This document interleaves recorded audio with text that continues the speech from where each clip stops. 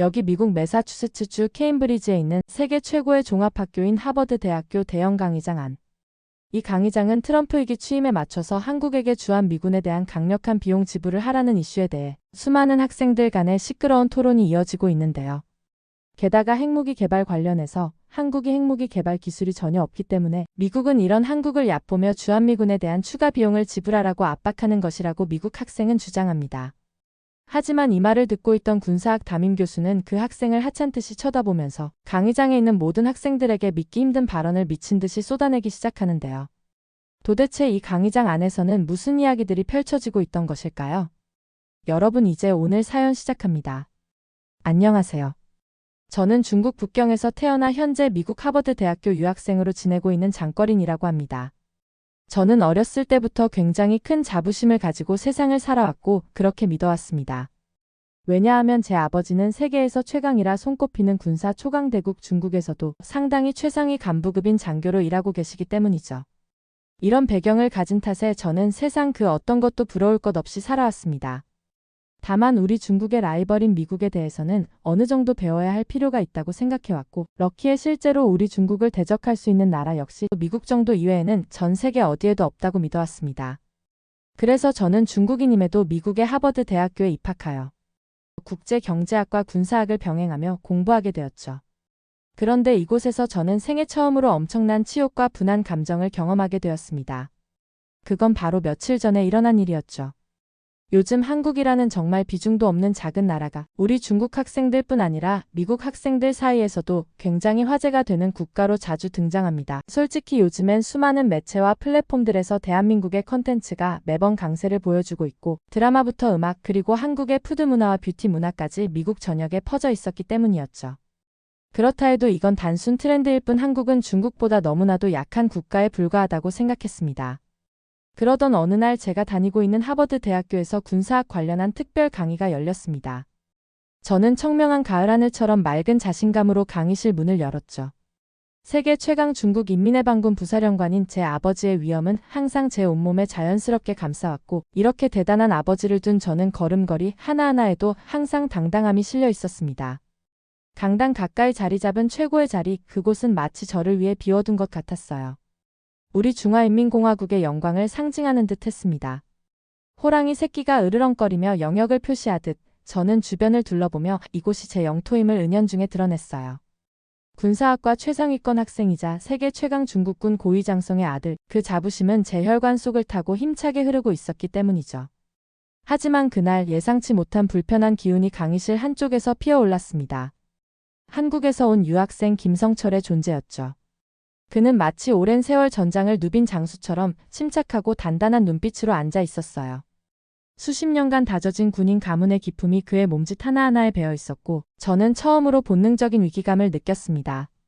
마치 오래된 숙적을 만난 것처럼 심장이 미세하게 떨리기 시작했어요. 특별 강의 시작까지 아직 시간이 남아 있었죠. 저는 이내 내려오는 불안감을 지우기 위해 의도적으로 그에게 도발적인 첫마디를 던졌습니다. 한국이 미국의 속국 신세라는 냉소적인 발언을 해봤는데 순간 강의실 공기를 칼날처럼 갈랐어요. 그 순간 강의실 전체가 얼어붙었고 수십 명의 시선이 우리 둘에게 꽂혔죠. 하지만 김성철의 반응은 예상과 달랐습니다.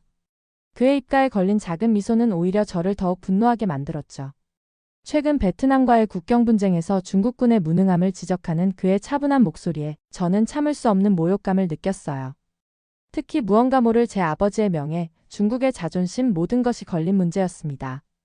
저는 자리에서 벌떡 일어났고 중국의 압도적인 군사력을 열거하기 시작했습니다.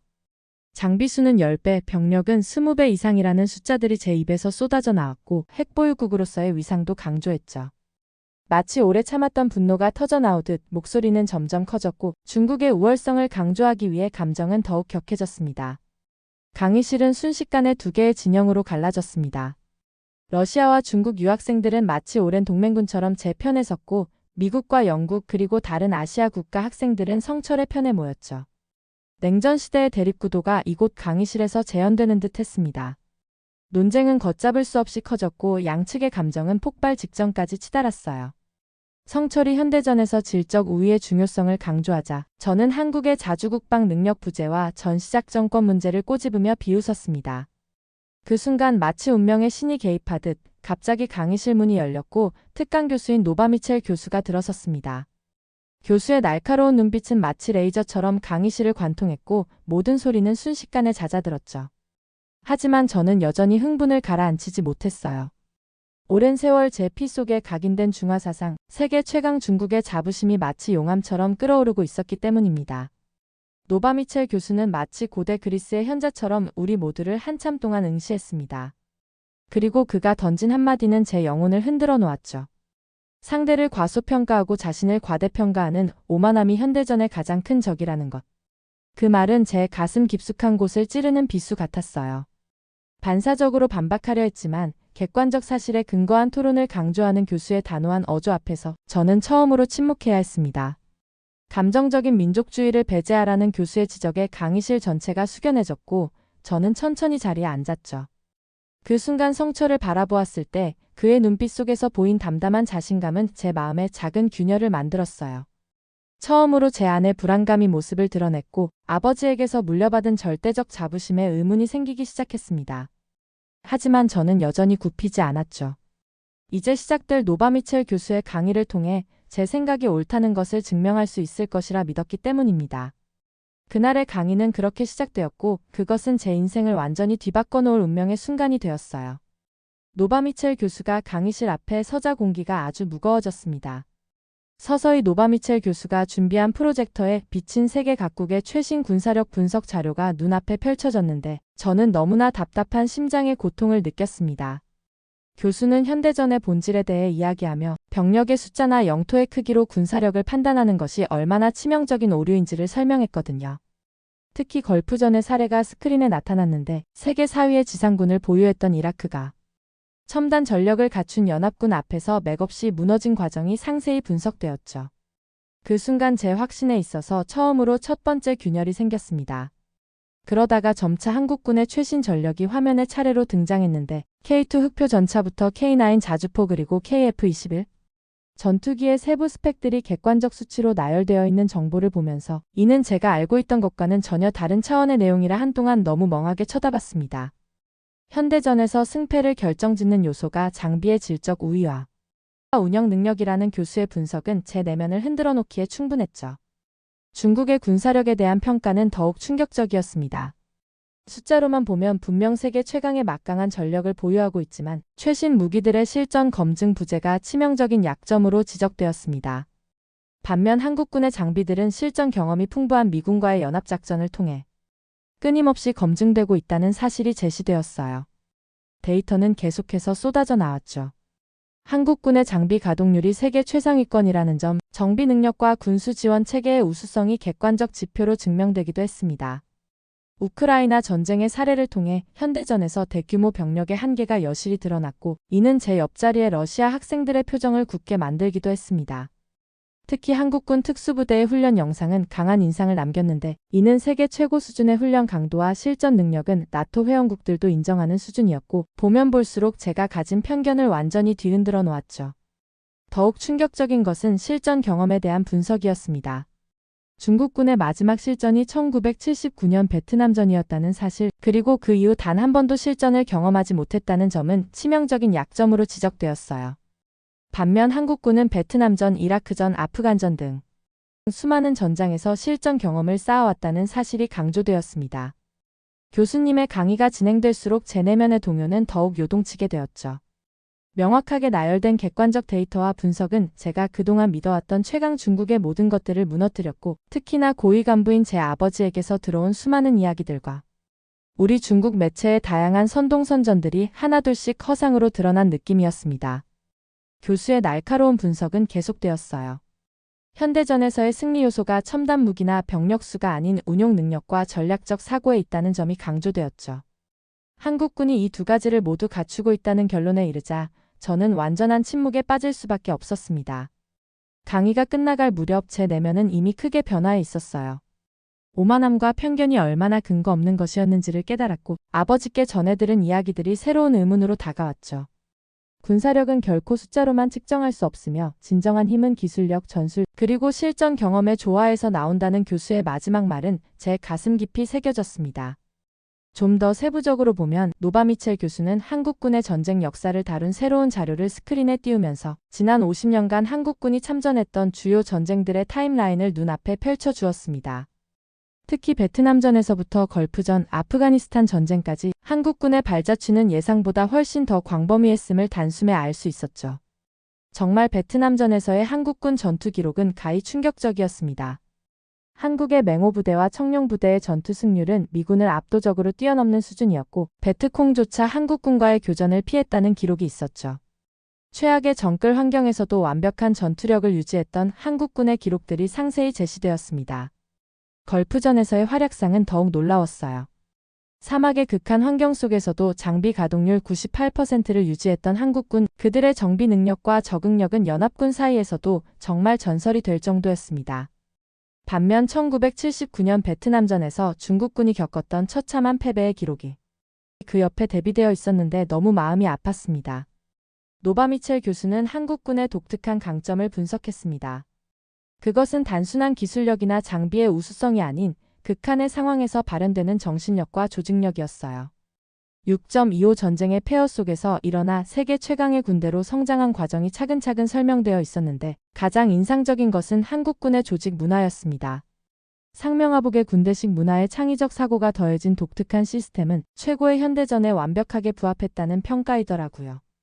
고난이도의 강한 교육을 받은 장병들은 전술과 전략을 빠르게 이해하고 응용했다고 볼 수 있었습니다. 게다가 중동의 평화유지군 활동에서도 한국군은 두각을 나타냈는데 현지 주민들과의 소통 능력, 임무 수행의 정확성, 위기 대처 능력 등 모든 면에서 세계 최고 수준이었다고 평가하고 있습니다. 이는 단순한 전투 능력을 넘어선 종합적인 군사력을 보여주는 증거였습니다. 저는 이러한 사례들을 보며 너무나 깊은 충격에 빠졌어요. 중국군이 가진 숫자의 우위가 얼마나 공허한 것인지를 깨달았기 때문입니다. 진정한 실전 경험의 차이는 결코 단기간에 극복할 수 없는 격차라는 것을 지금에서야 몸소 느끼게 되었죠. 한국군은 실전을 통해 끊임없이 진화했습니다. 매 전투에서 얻은 교훈을 바탕으로 전술을 발전시켰고 장비를 개선했으며 훈련 체계를 혁신했어요. 반면 중국군은 수십 년간 실전 경험이 전무했다는 사실이 너무나 치명타처럼 와닿았습니다. 교수는 마지막으로 한국군의 최근 훈련 체계를 보여주었죠. 첨단 시뮬레이션 시스템, VR 기반 전투 훈련, AI를 활용한 전술 분석까지 그들은 이미 미래 전쟁을 준비하고 있었습니다. 이는 제가 알던 한국군의 모습과는 완전히 달랐어요. 강의를 들으며 저는 계속해서 아버지를 떠올렸습니다. 그동안 아버지께서 들려주신 이야기들이 얼마나 편향된 것이었는지를 깨달았죠. 실전 경험의 부재를 수적 우위로 가릴 수 있다고 믿었던 제 생각이 얼마나 순진했는지도 알게 되었습니다. 이제 저는 이해했어요. 진정한 군사력은 첨단 무기나 병력의 수가 아닌 실전 경험과 그것을 통해 얻은 지혜의 총체였다는 것을요. 한국군은 그 모든 것을 갖추고 있었고 그들의 저력은 제가 상상했던 것보다 훨씬 더 깊고 단단했습니다. 저는 마지막 저항을 시도하듯 손을 들어 핵무기 보유 여부를 지적했습니다. 미국에만 의존하는 한국의 군사력이 명확한 한계가 있으며 핵조차 보유하지 못한 약소국이라는 점을 강조했어요. 그러나 노바미첼 교수의 대답은 예상을 완전히 벗어났습니다. 교수님은 스크린에 한국의 과학기술력 지표를 띄우셨습니다. 특히 원자력 발전 기술 세계 6위, 우주 발사체 기술 보유국, 핵잠수함 독자 개발 능력까지 숫자들이 저를 압도했어요. 한국이 핵무기 개발을 하지 않는 것은 능력의 부재가 아닌 선택의 문제라는 설명이 이어졌습니다. 더욱 충격적이었던 것은 한국의 잠재적 핵무기 개발 능력이었습니다. 교수는 한국이 결심만 한다면 1년 내에 핵무기 개발이 가능하다고 분석했습니다. 우라늄 농축 기술, 미사일 기술, 핵융합 기술 등 이미 모든 기반이 갖춰져 있다는 사실이 객관적 데이터로 증명되었어요. 한국의 과학기술력은 이미 핵무기 분야를 넘어섰는데 반도체, 조선, 전기차 배터리 등 첨단 산업 분야에서 세계를 선도하고 있었죠. 특히 놀라운 것은 이 모든 것을 자원도 넓은 영토도 없이 이뤄냈다는 점이었습니다. 교수는 1950년대 한국의 흑백 사진을 보여주었어요. 전쟁으로 폐허가 된 서울의 모습이었고 그리고 그 옆에 현재 서울의 모습을 대비시켜주며 보여주었습니다. 대한민국은 70년 만에 일어난 기적 같은 변화라고 해도 전혀 무리가 없었습니다. 일개 한 나라가 이토록 빠르게 성장한 것은 세계 역사상 유례가 없었다고 하네요. 저는 그제서야 깨달았습니다. 한국의 진정한 강점은 도전을 두려워하지 않는 끈기와 창의성에 있었죠. 자원이 없다는 핸디캡을 기술력으로 극복했고 좁은 국토의 한계를 효율성으로 보완했습니다. 그들은 불가능을 가능으로 만드는 저력이 있었어요. 교수는 계속해서 한국의 성장 과정을 설명했는데 조선 산업에서 세계 1위를 차지하기까지의 과정, 반도체 기술을 독자 개발한 이야기, 원자력 발전소를 수출하기까지의 여정이 이어졌죠. 매 순간 세계의 편견과 맞서 싸워야 했지만 그들은 결코 포기하지 않았습니다. 한국의 교육열도 인상적이었어요. 세계 최고 수준의 교육 환경, 높은 대학 진학률, 끊임없는 자기 개발이 결국은 미래 성장의 원동력이었다고 합니다. 이러한 교육 시스템은 군사력 발전에도 직접적인 영향을 미쳤죠. 고도로 훈련된 인재들이 첨단 무기 개발에 투입되었기 때문입니다. 강의실의 분위기는 완전히 바뀌어 있었어요. 특히 우리 중국 유학생들의 표정이 너무나 심각했습니다. 우리는 그동안 한국을 너무 얕잡아 보고 있었죠. 자원도 없고 영토도 작은 나라라고 무시했지만 그들의 잠재력은 우리의 상상을 뛰어넘는 수준이었습니다. 교수는 마지막으로 한국의 미래 전략을 분석했어요. 5G 통신, 양자 컴퓨터, 우주산업 등 미래 핵심 산업에서 한국이 준비하고 있는 기술들이 소개되었는데 그들은 이미 다가올 미래를 철저히 준비하고 있었죠. 제 노트북에는 수많은 메모가 빼곡히 채워졌습니다. 아버지께 보고드릴 내용이 너무나 많았어요. 한국은 우리가 알던 것과는 전혀 다른 나라였습니다. 핵무기 개발도 가능하지만 스스로 자제하는 나라, 자원 없이도 세계 정상에 오른 나라, 불가능을 가능으로 만드는 나라였죠. 강의가 끝나갈 무렵 저는 깊은 생각에 잠겼습니다. 중국의 힘이 단순히 규모와 숫자에만 있었다면 한국의 강점은 끊임없는 혁신과 도전 정신에 있었어요. 이것이야말로 미래 전쟁의 승패를 가를 진정한 힘이라는 것을 이제는 이해할 수 있었습니다.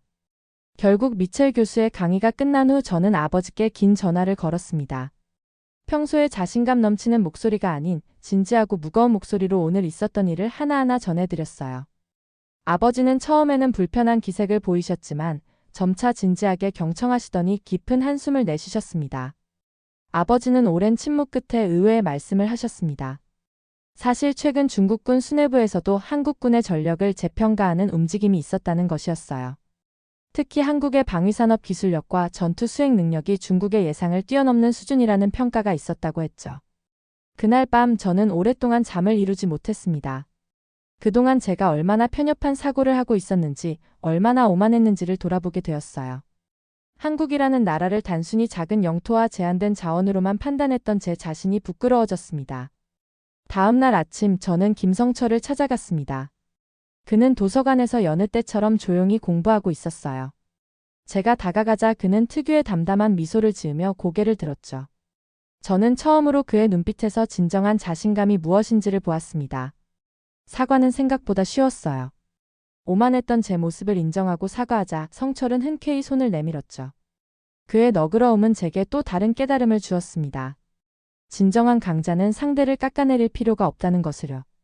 우리는 도서관 카페에서 오랫동안 이야기를 나눴는데 성철은 한국의 발전 과정과 미래 비전에 대해 차분히 설명해 주었습니다. 놀라웠던 것은 그의 이야기에 과시나 허세가 전혀 없었다는 점이었어요. 오히려 한국이 여전히 발전해야 할 점들을 겸손히 인정했죠. 그의 태도는 제게 큰 가르침이 되었습니다. 중국의 발전이 눈부신 것은 사실이지만 우리에게도 배울 점이 많다는 것을 깨달았어요. 특히 한국인들의 끊임없는 자기 혁신과 위기를 기회로 만드는 저력은 본받을 만했습니다. 며칠 뒤 성철의 초대로 한국 유학생들의 모임에 참석했습니다. 그들과 이야기를 나누며 저는 또 다른 충격을 받았어요. 모두가 자신의 분야에서 세계 최고를 목표로 하고 있었고 그것을 위해 하루하루 치열하게 노력하고 있었죠. 이제 저는 매일 아침 거울을 보며 다짐합니다. 더 이상 국가의 크기나 인구, 자원만으로 상대를 판단하지 않겠다고요. 진정한 국력은 국민들의 의지와 노력, 그리고 끊임없는 혁신에서 나온다는 것을 배웠습니다. 한 달이 지난 지금 저는 완전히 다른 사람이 되었어요. 중국인으로서의 자부심은 여전하지만 그것은 더 이상 다른 나라를 깎아내리는 방식으로 표현되지 않습니다. 오히려 서로의 장점을 인정하고 배우려는 자세로 바뀌었죠. 성철과 저는 이제 가장 친한 친구가 되었습니다. 우리는 종종 만나 두 나라의 미래와 협력 가능성에 대해 이야기를 나눕니다. 그리고 저는 그때마다 노바 미첼 교수님의 말씀을 떠올려요. 진정한 강대국의 조건은 국토의 크기나 인구수가 아니라 끊임없는 혁신과 도전 정신이라는 것을요. 이제 저는 새로운 꿈이 생겼습니다. 미래의 중국군 고위 장성이 된다면 한국과의 협력을 통해 동북아의 평화에 기여하고 싶어요. 그것이 제가 이번 경험을 통해 얻은 가장 큰 깨달음이자 사명이 되었습니다. 우리가 서로를 이해하고 존중할 때 진정한 평화와 발전이 가능하다는 것을 이제는 확실히 알게 되었기 때문입니다. 여러분 오늘 사연 어땠나요? 저는 한국의 위대함을 다시 한번 느낀 순간이었는데 여러분들은 어땠을지 댓글로 남겨주시면 서로 얘기하는 좋은 시간이 될 것 같습니다. 사연은 여기서 마무리하며 다음에 다시 좋은 사연 들고 오겠습니다.